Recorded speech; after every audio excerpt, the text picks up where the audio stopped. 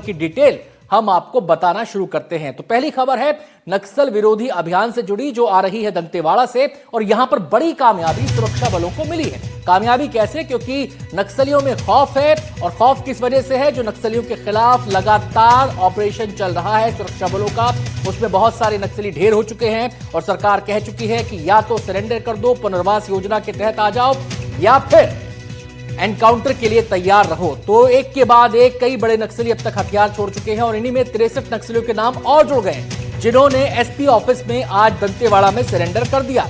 मुख्य धारा में जुड़ने पहुंचे ये नक्सली, आपको बता दें, भैरमगढ़, नेलसनार और मार डिवीजन के ये सक्रिय नक्सली हैं, जिन्होंने आज सरेंडर करने का फैसला किया। ये फैसला किया कि वो अब मुख्य धारा में विकास की जो यात्रा है उसमें एक आम नागरिक के तौर पर शामिल होंगे। हथियार का रास्ता वो छोड़ रहे हैं, संविधान के तहत जो काम होता है, जैसे काम होता है, उसका हिस्सा वो बनेंगे। तो एक और बड़ी कामयाबी यहां पर मिली है।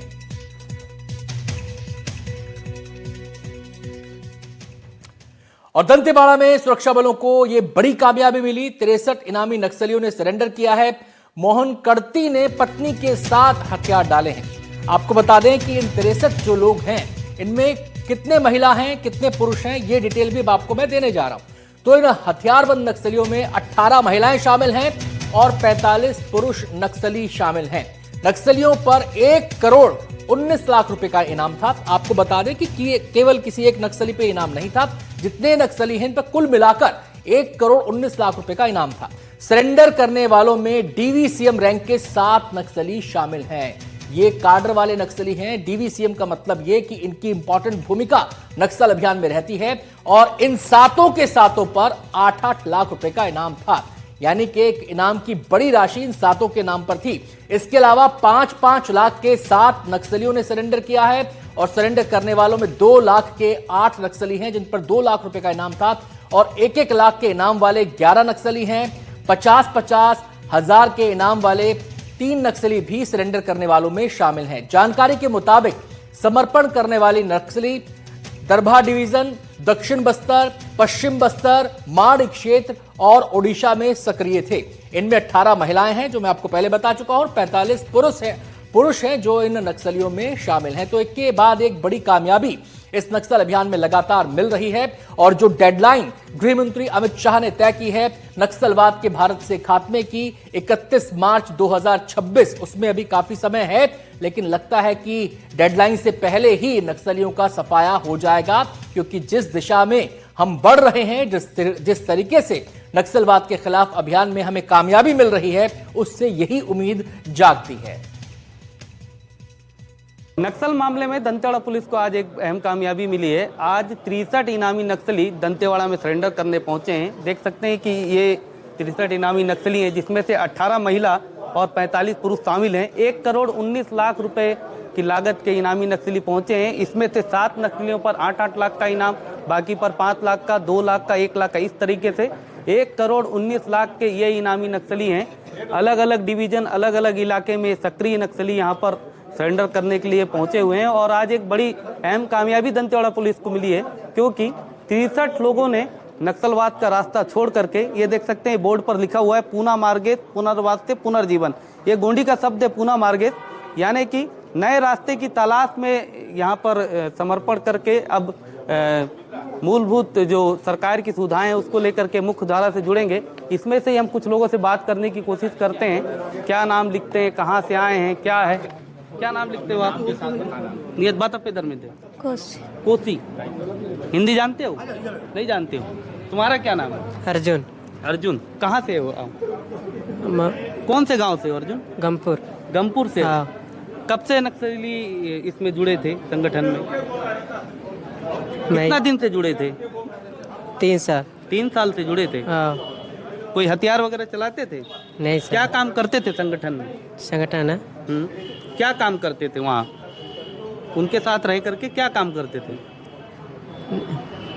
कुछ काम नहीं करते? नहीं सर। तुम्हारा क्या नाम? सरोज। हैं? सरोज। सरोज। हाँ। तुम कौन से संगठन में, कौन से दलम में काम करते थे? ओ मध्य एरिया थे, मतलब मध्यड़ एरिया कमेटी में। तुम्हारे ऊपर कितना इनाम था अभी? क्या थे वहाँ पर मध्यड़ एरिया कमेटी में? किस रैंक में काम करते थे? मध्य रेथगे मतन हैं रेथगे मतन एरिया का क्या क्या काम करते थे? बात की हो जनता लोग दाने बात की ना दे होता बंदूक चलाते थे? नहीं चलाते सर। नहीं चलाना जानते थे हैं? हाँ मैं बता दूं कि कुल 63 नक्सलियों ने यहाँ पर सरेंडर करने के लिए पहुँचे हैं और ये जो नक्सली हैं अलग अलग एरिया कमेटी में सक्रिय नक्सली हैं। दंतेवाड़ा के एसपी भी यहाँ मौजूद हैं, उनसे ही बात करेंगे, उनसे ही जानेंगे कि किस किस कैडर के नक्सली थे और कितनी बड़ी सफलता इसे मानते हैं। सर थोड़ा सा बताएंगे कि 63 नक्सली यहाँ सरेंडर करने पहुँचे हैं, इसमें से 18 महिला हैं, 45 पुरुष हैं, 1 करोड़ 19 लाख का इनाम है। क्या क्या इनका कैडर है, कहाँ कहाँ के ये नक्सली हैं? जी, पुनः मार्गेम पुनर्वास या पुनर्जीवन के तहत छत्तीसगढ़ शासन की जो पुनर्वास नीति है उसके तहत आज 63 माओवादियों ने आत्मसमर्पण किया है और इसमें मुख्यतः डीआरजी, बस्तर फाइटर और सीआरपीएफ और विभिन्न अदर एजेंसी जिनका अपन नाम नहीं ले सकते उन सभी का रोल रहा और एक बड़ी उपलब्धि है ये, क्योंकि लगभग जो माओवादी संगठन है वो नेतृत्वहीन, दिशाहीन हो चुका है और जितने अभी बचे कुछ कैडर्स हैं वो लगातार आत्मसमर्पण कर रहे हैं। और इसमें अगर देखा जाए तो डीबीसीएम रैंक या कंपनी पीएलजी कंपनी के जो सदस्य होते हैं जिन पर 8 लाख का इनाम होता है, ऐसे 7 माओवादी हैं। ईसीएम रैंक के लगभग 7 माओवादी हैं और फिर अन्य रैंक है जो कि हम लोगों ने प्रेस नोट में जारी किया है।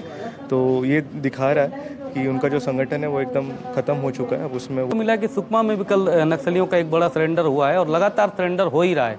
तो क्या लगता है कि सरकार जो डेडलाइन दी है 31 मार्च तक नक्सलवाद पूरे भारत से खत्म हो जाएगा, आपको क्या लगता है इस दिशा में कितने आगे बढ़ चुकी है मतलब सरकार? आप देखे होंगे पिछले 2 वर्ष में लगातार सिक्योरिटी फोर्सेस माओवादी संगठन पर हावी रही है।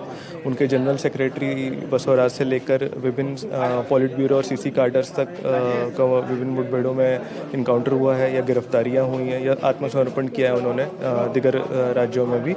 तो ये दर्शा रहा है कि जो सिक्योरिटी फोर्सेस हैं उनका लगातार दबाव बना हुआ है और रहेगा भी आगे और हम लोग कॉन्फिडेंट है कि जो हमारा लक्ष्य है हम उसको अचीव कर लेंगे। सर अभी कितने नक्सली बचे होंगे, खासकर दंतेवाड़ा की बात करें तो यहाँ पर और ऐसे कितने नाम होंगे जो बड़े नाम होंगे जिनको पकड़ना भी आप लोगों के लिए टास्क है? दंतेवाड़ा में अगर देखें तो मुख्यतः पश्चिम बस्तर डिवीजन, मार डिवीजन, दरबा डिवीजन सक्रिय थे, जिसमें से मार डिवीजन लगभग खत्म हो चुके हैं। पूर्व बस्तर डिवीजन भी लगभग खत्म हो चुका है, गिने चुने 3-4 माओवादी हैं और दरबा डिवीजन भी लगभग निष्क्रिय हो चुका है, तो उसमें भी लगभग 3-4 माओवादी हैं। इनका लगातार ये जो बॉर्डरिंग डिस्ट्रिक्ट है कभी वहाँ कभी यहाँ, तो उनका फुटप्रिंट भी दंतेवाड़ा में अभी मैं देख रहा हूँ कि काफ़ी कम हो चुका है। लेकिन उसके बावजूद हमारा इंटर डिस्ट्रिक्ट ऑपरेशंस जो है और लगातार हम लोग गश्त कर रहे हैं, लगातार एरिया डोमिनेशन कर रहे हैं और लगातार ग्रामीणों के माध्यम से, आपके माध्यम, मीडिया के माध्यम से लगातार हमारा मोटिवेट कर रहे हैं, अपील कर रहे हैं माओवादियों से कि आत्मसमर्पण करें। ये हमारे साथ दंतेवाड़ा एसपी थे। लगातार समन्वय के साथ पुलिस बढ़ रही है और जो लक्ष्य है कि 31 मार्च तक पूरा नक्सलवाद पूरे देश से समाप्त हो जाएगा, उसके ओर इसे एक अहम कदम माना जाए। दंतेवाड़ा से एनडीटीवी के लिए पंकज सिंह भदौरिया।